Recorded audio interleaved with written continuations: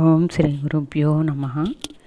సాయినాథుడు ఒకసారి తన మసీదులో కూర్చుండి గోధుమ పిండిని విసురుచుండిరి.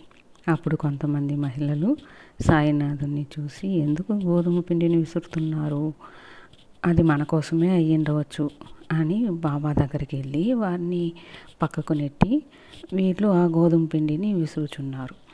మరి కొంతసేపటికి వారిలో వారు అలా మాట్లాడుకున్నారు, ఇది కాబోలు మనకే ఇస్తారేమో, అందుకే బాబా మన కోసమని గోధుమ పిండిని విసురుతున్నారు అని అనుకున్నారు. అంతలో బాబా, మీకేమైనా పిచ్చి పట్టినదా, ఎవరింటికి తీసుకెళ్దామని పిండిని రుబ్బుతున్నారు?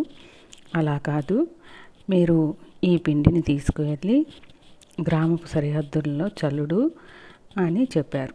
అప్పుడు వారు గ్రామంలో గల కలరా జాడ్యంను తోలుటకై సాయినాథుడు ఈ విధమైన ప్రక్రియను చేయుచున్నారని తలసి గోధుమ పిండిని గ్రామ సరిహద్దులలో చల్లివేశారు.